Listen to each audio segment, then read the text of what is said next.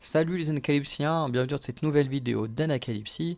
Aujourd'hui on continue à parler de Demon Slayer avec le tome 2 et son chapitre 15 qui s'appelle Avis médical, qui est un chapitre avec un peu plus de choses, de consistance que les chapitres précédents. Enfin pas que le chapitre précédent n'était pas intéressant, mais voilà, et aujourd'hui il y a un peu plus de choses à dire. Donc je vous laisse avec le générique et on attaque direct après. D'abord, on a Tenjiro qui va retrouver Nezuko, qu'il avait laissé comme ça, avec la présence de Muzan, et Nezuko qui n'a pas bougé du tout. Le démon, proche du médecin, va venir le chercher, puisque leur maison est cachée par un sceau d'invisibilité. Et on apprend que le démon médecin se nomme Tamayo, et que son bras droit, plus ou moins, pour dire ça comme ça, se nomme Yushiro, et ils ont l'air plutôt sympathiques.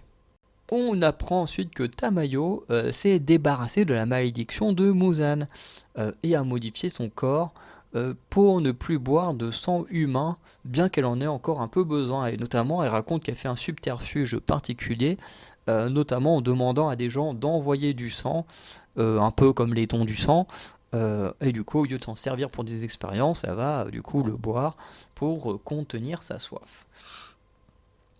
Et on découvre également que Tamayo a réussi l'exploit de créer un démon et que cela lui a fallu 200 ans pour créer un démon.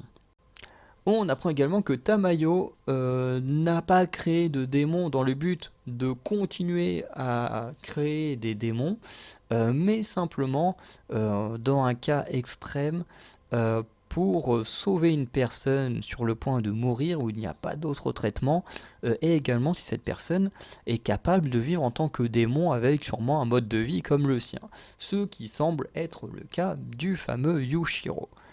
Et Tenjiro posera enfin la question pour sa sœur, peut-on sauver un démon et le faire redevenir humain? Et du coup, Tamayo va nous répondre déjà dans ce chapitre.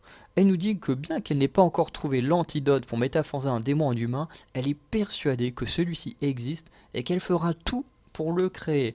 Elle demande d'ailleurs deux choses à Tenjiro, qui est de pouvoir examiner le sang de Nezuko, puisque Nezuko semble être un démon à part, puisque elle a une forte concentration de sang de Muzan. Oula non, j'ai sauté un truc. Oui, donc il y a un cas à part du fait qu'elle n'utilise pas de sang humain, enfin qu'elle n'en mange pas, enfin de chair humaine. Donc ce qui fait d'elle un cas à part, puisque la plupart des démons en ont besoin. Et elle, on voit bien que Nezuko ne se nourrit absolument pas du tout. Et oui, elle a aussi besoin de sang de démons qui, eux, ont une forte concentration de sang de Muzan en eux. Et on apprend également que plus tu as une forte concentration de sang de Muzan, on a vu que ça pouvait te tuer s'il y en avait trop, mais que si c'était bien dosé, voilà, ça rendait les démons plus puissants.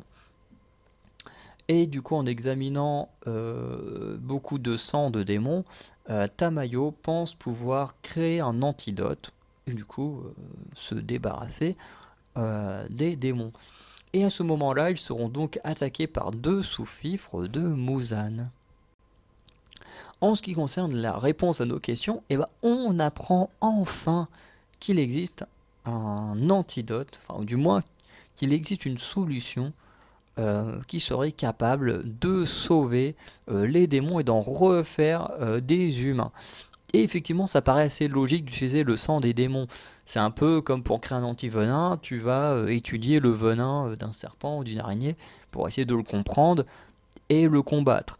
Et ben là, c'est plus ou moins le même système avec le sang des démons. En récoltant du sang et en les analysant, Tamayo espère créer un antidote et du coup, plus ou moins se débarrasser des démons. Et voilà, je trouve ça plutôt intéressant.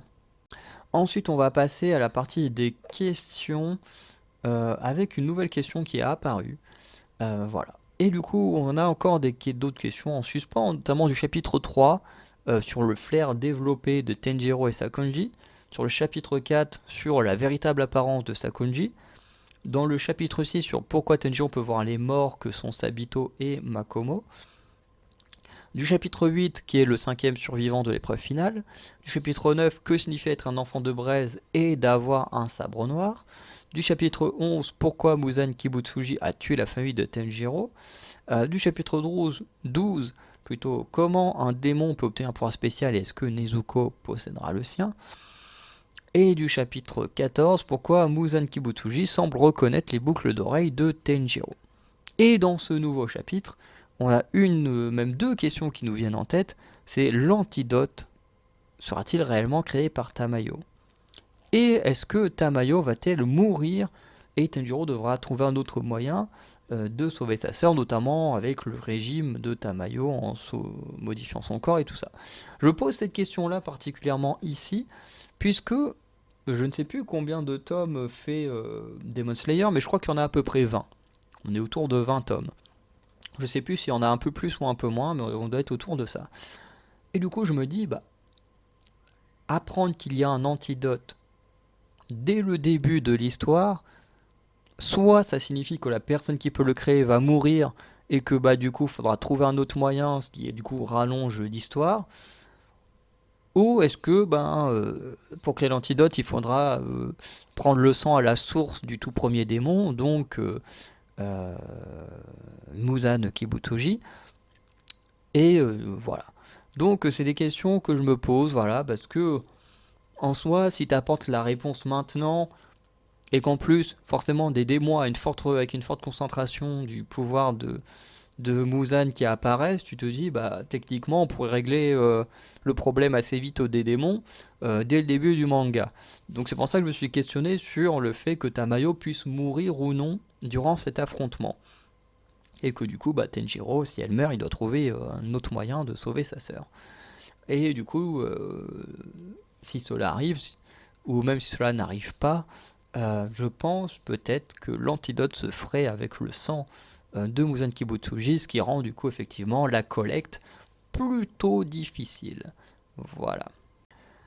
On va donc passer au bilan et à la conclusion de la vidéo. Donc je trouve qu'on a un chapitre plutôt bon, on avance bien dans l'histoire parce qu'on a beaucoup d'informations et des informations importantes qui nous viennent.